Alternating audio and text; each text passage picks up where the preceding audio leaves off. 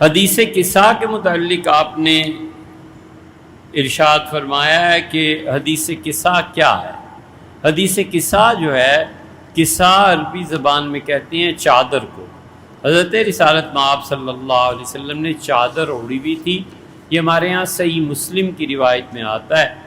بہت سے ہمارے اب بچے جو ہیں نا رد شیعت میں اس کا انکار کرنے لگے ہیں۔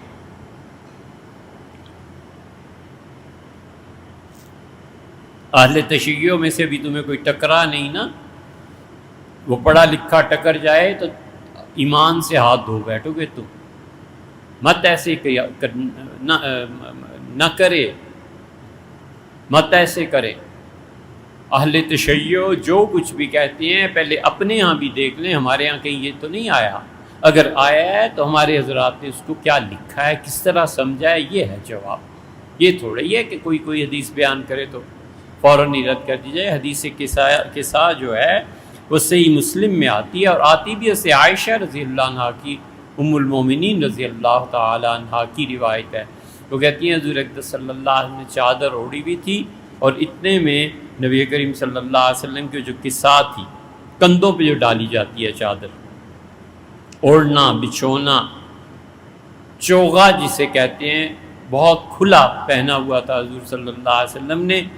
اور آپ تشریف فرماتے ام المومنین حضرت ام سلمہ رضی اللہ عنہ کے گھر، تو آیا یہ ہے کہ قالت عائشہ، ام المومنین عائشہ رضی اللہ عنہ نے کہا کہ خرج النبی صلی اللہ علیہ وسلم، حضور صلی اللہ علیہ وسلم ایک دن صبح کے وقت تشریف لائے، اور نبی کریم صلی اللہ علیہ وسلم نے بہت خوبصورت چادر پہنی ہوئی تھی جس پہ کڑھائی بھی ہوئی تھی،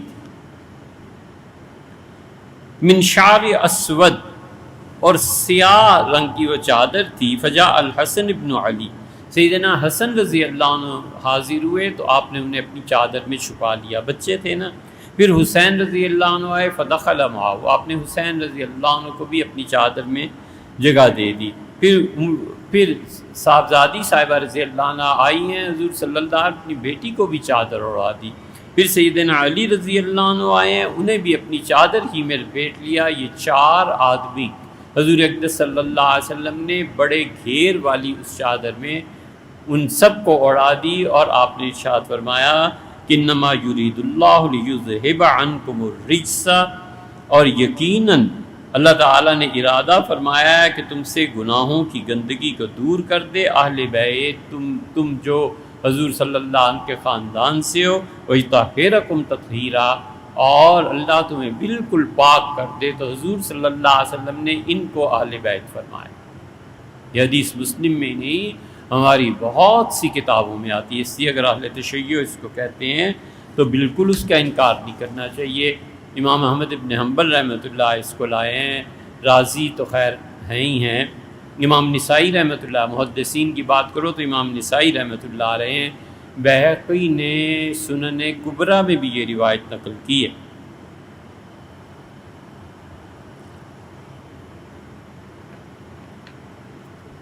ابن جوزی لائے، سیوطی، اہل سنہ کے بڑے بڑے ائمہ اپنی کتابوں میں اس چیز کا ذکر کرتے ہیں۔ سلمان فارسی رضی اللہ عنہ کو بھی رسول اللہ صلی اللہ علیہ وسلم تھا منا اہل البیت، یہ بھی ہمارے اہل بیت کرام میں داخل ہے۔ اس لیے رسول اللہ صلی اللہ علیہ وسلم کی اولاد میں ہونا، یہ جو سید ہیں جن کے نسب ثابت ہیں، یہ بہت بڑا فخر ہے۔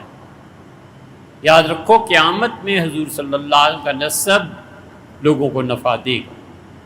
یہ جو اب نئے نئے اٹھے ہیں نا کہ کوئی حسب نسب کام نہیں آئے گا، اللہ نے یہ کہا ہے، اللہ نے یہ کہا ہے، تو یہ جو تم سے پہلے گزرے ہیں نا 1500 سال، یہ قرآن حدیث کچھ نہیں پڑھے ہوئے تھے، تمہیں اب پتہ چلا ہے۔ آپ لوگوں کو کیوں امت کی راہ سے آپ لوگوں کو کیوں اہل سنہ کی راہ سے ہٹاتے؟ آپ لوگوں کو کیوں ان چیزوں سے متنفر کرتے ہیں جن چیزوں پر اہل سنہ کا اجماع ہو چکا، امت پوری انہیں مان چکی؟ یار نئے نئے فتنے کیوں پیدا کرتے ہیں؟ کوئی خدا کو جواب نہیں دینا۔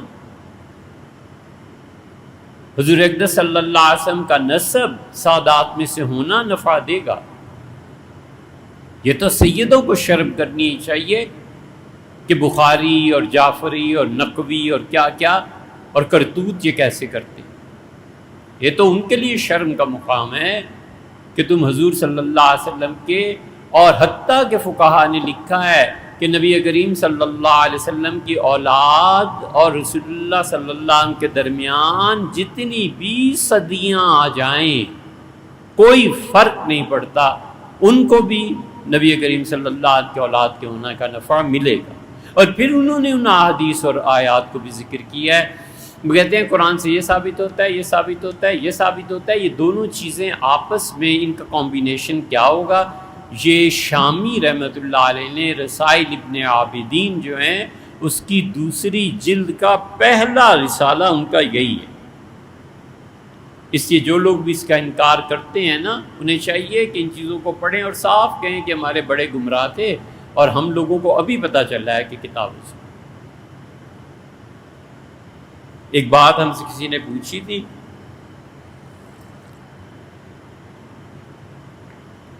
فرمانے لگے کہ یہ کہاں سے ثابت ہے؟ میں نے کہا امت کے تعامل سے، امت کا عمل یہی رہا ہے۔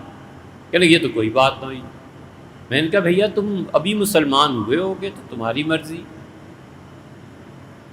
سکھ ہندو کی اولاد میں سے ہوگے یہ تمہیں پتہ ہوگا نا، ہم تو الحمدللہ ابن جدن مسلمان ہی چلے آتے ہیں، ہم نے تو یہی دیکھا ہے اپنے بزرگوں میں، اور پھر اس کو جانچا ہے کتاب و سنت، اور پھر اتنا تو خدا کا خوف، ذرا سی شرم آیا ہے کہ اگر ہم نے گمراہی کی بات ممبر سے کی، لوگ گمراہ ہو گئے، اللہ پوچھے گا اور سزا دے گا،